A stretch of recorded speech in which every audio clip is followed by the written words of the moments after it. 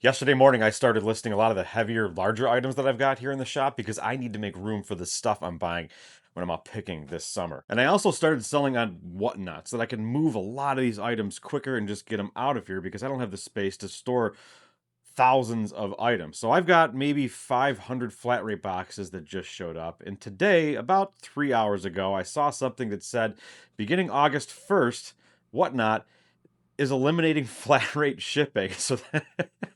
So that's great. I've got all these flat rate boxes that now I basically can't use unless I'm able to sell a boatload of stuff right away with about 40 followers on Whatnot. But anyway, let's take a look at a few of the things that sold here, and then we'll go over some of the larger items that I need to get out of here. A couple of bendy toys going out. This is from 1978, I believe. It's Popeye, and I can't believe she just stood up. Popeye in olive oil. I don't think he's going to stand up very well.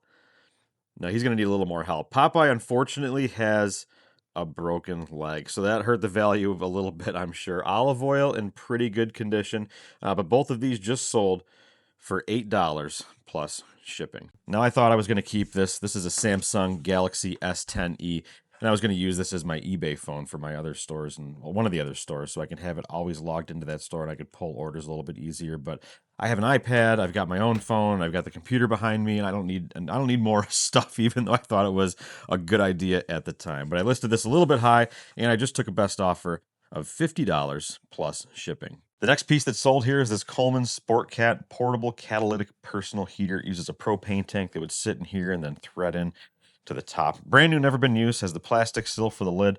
No signs of any use at all on the top. Really cool little piece, and it's sold on a best offer for $40 plus shipping. The next piece going out is this FX Matte Brewing Company Snow Globe. It's a really cool limited edition piece. These are incredibly hard to find. I have one of these that I was gifted new when they came out, and it's displayed up in my house, and it's away from sun or anything like that, so I don't get any algae or something growing on the inside. But really cool piece. Has the whole brewery here in the background. It lights up, and it's even got the little trolley down there, which unfortunately was lost in a fire back in 2008. But I had this one listed for maybe a month or so, and it just sold for $209.99 plus shipping. These came out of a church rummage sale. I picked up a tote full of cables and microphones and other audio equipment, and these are all untested, so I sold them as is. Boy, when you pick them up, the Samson mic compared to this Shure mic, it's like the Shure's like 3 times the weight. Definitely feels like a much more quality piece, but you can see it's got some rust there. It's got some dents on the top, and I think some of these were even missing some parts, so I listed them. Parts are not working, and they sold for $29.99 plus shipping. I know it isn't super exciting to look at something that's already been boxed up, but I'll put a picture of this here on the screen. It's an oil pan for a diesel engine, and I had 2 of these here that I bought not that long ago from an auction. And it took about a half an hour to box up because unfortunately these parts didn't have their original boxes. But this one just sold on a best offer for $750 plus shipping. This little pitcher here just sold.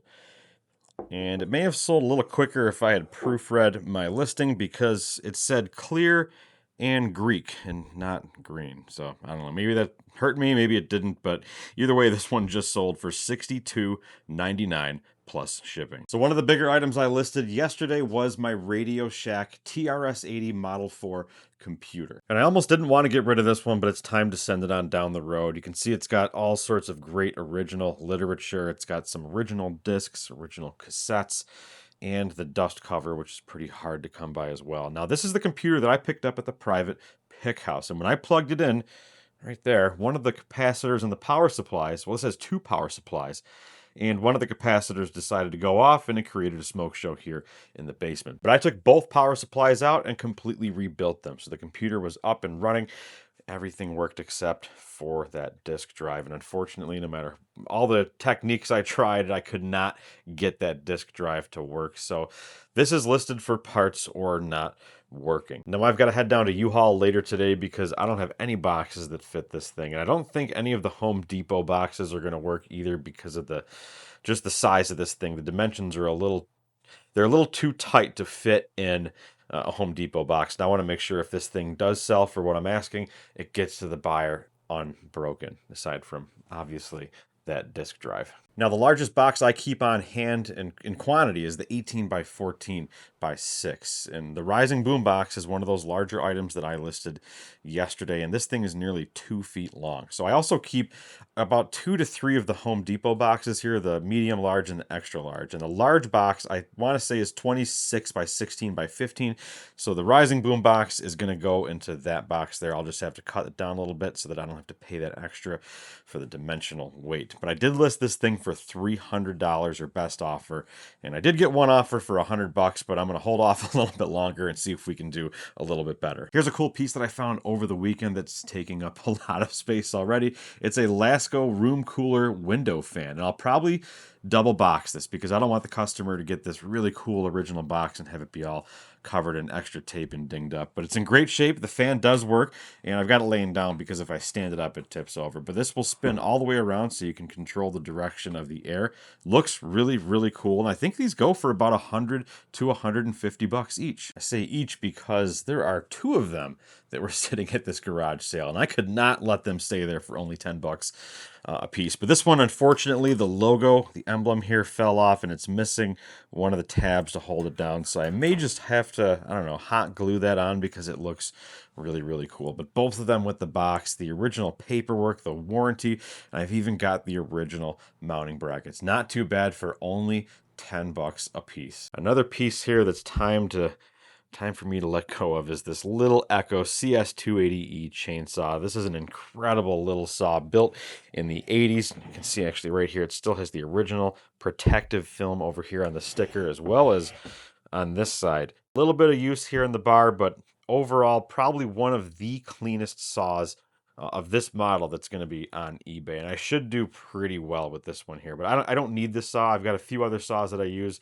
around the house, but the biggest reason that I don't need a 280E is because I already have a 280E. And this one was actually, it's a little bit older, but this was my father's saw that he kept up at camp and we used to cut small limbs and really small trees down. It's not meant to be used to cut larger trees. It's an arborist saw, but obviously this one I'll never get rid of. But the garage sale 280E, it's time to let this one go. One of the last of the larger items I plan on listing soon is this IBM Aptiva that I picked up at an estate sale not too long ago. This one came with the original recovery disc, so I'm able to set this thing up, well, basically reset it to its original factory spec so that when the customer gets this and they turn it on for the first time, it's going to be like setting up a brand new computer in the late 90s. A really, really cool piece, and as much as I'd love to keep this, I've got my Windows 95 machine that I restored, but I want a more powerful Windows 98 machine so I can play some of those older games. So it's time to send this one down the road, and I'm sure whoever gets it's going to absolutely love it. That's going to be it for this video. Thank you for watching, and I'll see you in the next one.